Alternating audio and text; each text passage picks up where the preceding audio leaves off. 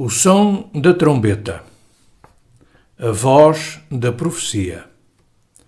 13ª mensagem. O arrebatamento da Igreja. Primeira parte. Antes de mais, convém definirmos a palavra arrebatamento ou arrebatar, tão usada no meio cristão evangélico.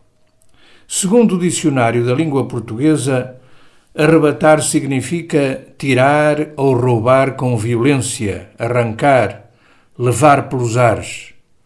Realmente, esta definição explica o acontecimento que uma geração de cristãos irá experimentar. Jesus, em determinado momento, arrebatará da terra os seus servos fiéis, sem que estes experimentem a morte física. Serão elevados aos céus, conforme descrição de alguns textos do Novo Testamento que citaremos. No Velho Testamento existem dois arrebatamentos não coletivos, mas individuais.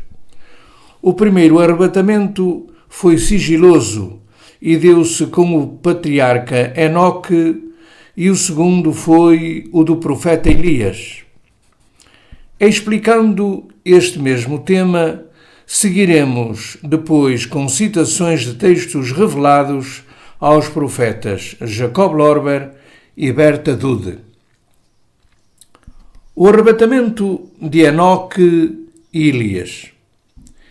Enoque era o 7º filho de Adão, segundo a linhagem de Sete. Sobre este patriarca temos não só o registro da Bíblia, bem como uma revelação transmitida ao profeta Jacob Lorber. Começamos com o registro bíblico.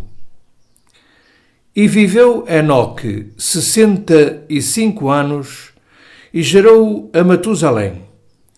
E andou Enoque com Deus, depois que gerou a Matusalém, 300 anos, e gerou filhos e filhas. E foram todos os dias de Enoque 365 anos.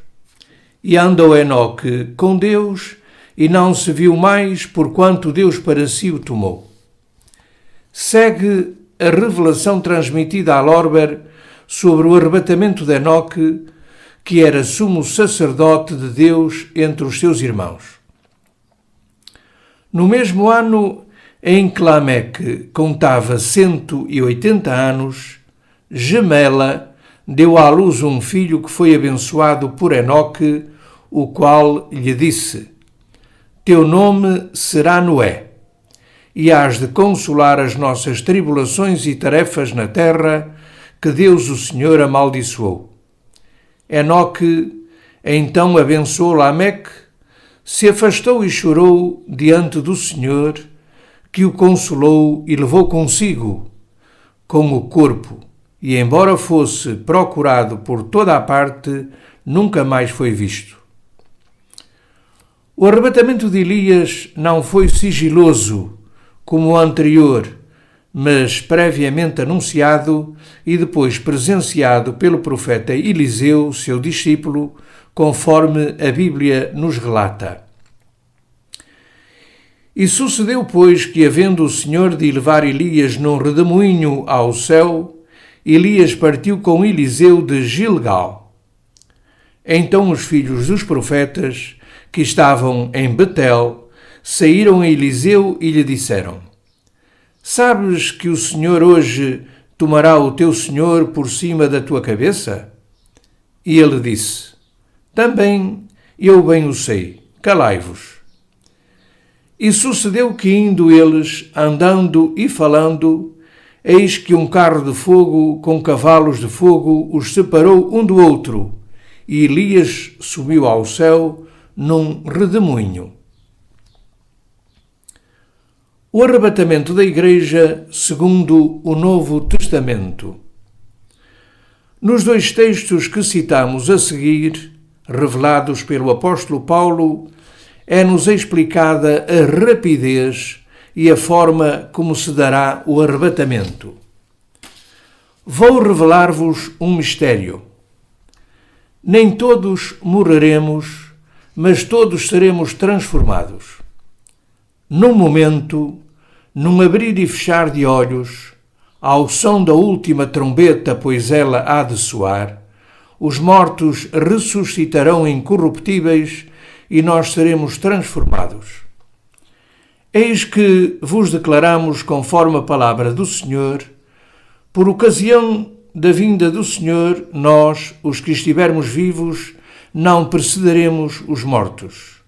Quando for dado o sinal, à voz do arcanjo e ao som da trombeta de Deus, o próprio Senhor descerá do céu e os que morreram em Cristo ressuscitarão primeiro. Depois nós, os vivos, os que ficarmos, seremos arrebatados juntamente com eles sobre as nuvens. Iremos ao encontro do Senhor nos ares e assim estaremos para sempre com o Senhor. O arrebatamento da Igreja, segundo revelação transmitida a Jacob Lorber. Quando Jesus fala sobre o julgamento final, respondendo a Pedro, diz-lhe que ele e os seus seguidores iriam nas várias épocas fazer o papel de trombetas ou mensageiros dos desígnios de Deus. Somente num versículo é registado o arrebatamento da Igreja, situando num período de grande turbulência para o mundo. Eis o que é dito.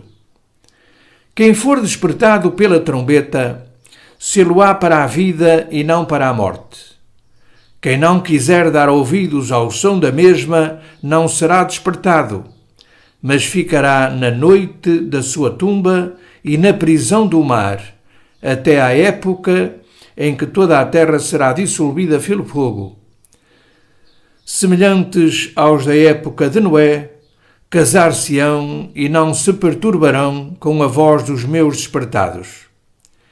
Estes serão imediatamente levados desta terra e os outros entregues ao fogo destruidor, com seus afins, para cujo surgimento os materialistas impenitentes concorrerão na maior parte.